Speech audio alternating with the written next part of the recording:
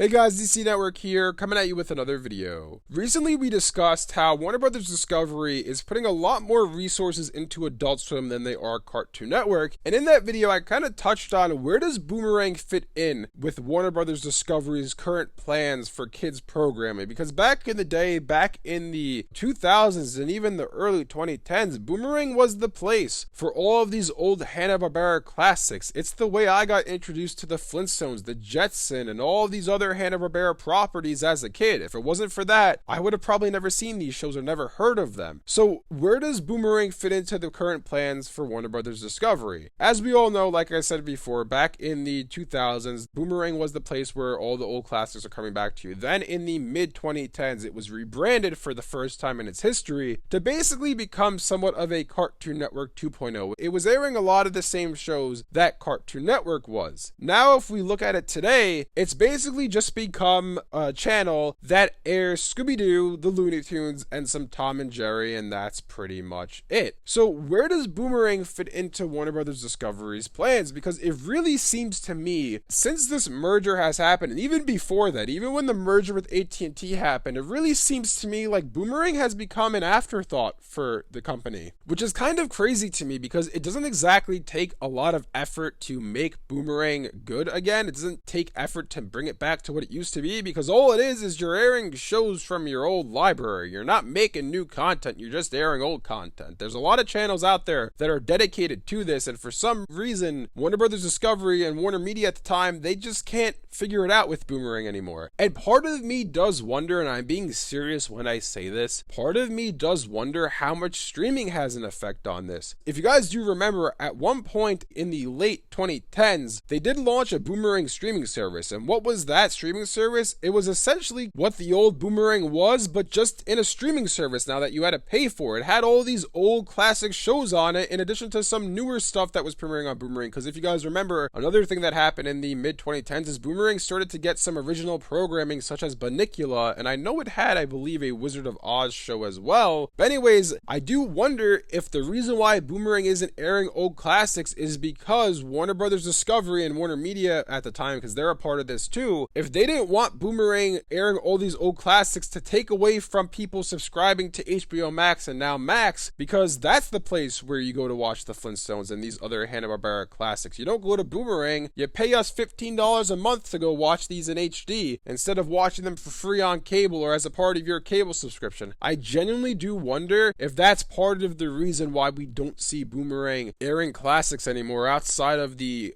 Tom and Jerry's, Looney Tunes, and Scooby-Doo's of the world. I genuinely do wonder if that's the case, because imagine if Boomerang, I always had this vision for Boomerang when, I was younger, right? I always had a vision that all these shows I was growing up with, the Ben 10s of the world, the Powerpuff Girls, Ed and Eddie, Foster's Home for Imaginary Friends, The Grim Adventures of Billy and Mandy, Codename Kids Next Door, I could go on and on and on. I always had this vision that, when I'm older, when I'm, in my 30s, 40s, 50s, whatever, they're going to be playing these shows that I grew up with on Boomerang. It's going to kind of turn over with every generation having a new era of classics on the channel, and that never really happened. So Michael Oline and the current executives over at Cartoon Network, Adult Swim, and Warner Brothers Discovery, I would just say to you guys, don't forget about Boomerang in all this. I know you're trying to fix Cartoon Network right now, which I feel like that should be the number one priority right now for them. The kids animation space, that department of Warner Brothers Discovery, which in all honesty, I don't really think it is. I feel like their priority right now is Adult Swim, which, I discussed that in a recent video and I'll leave a card above to that. But I feel like you guys shouldn't forget Boomerang in all of this. It still is a channel. There is still something called Boomerang when you turn on your TV. I feel like you guys should remember that, hey, we do have Boomerang, so let's just throw some stuff on there as well, because in all honesty, I really don't think it takes that much effort. Like I said before, you're not making new content for it, you're just premiering and airing old content on the channel. It's not anything too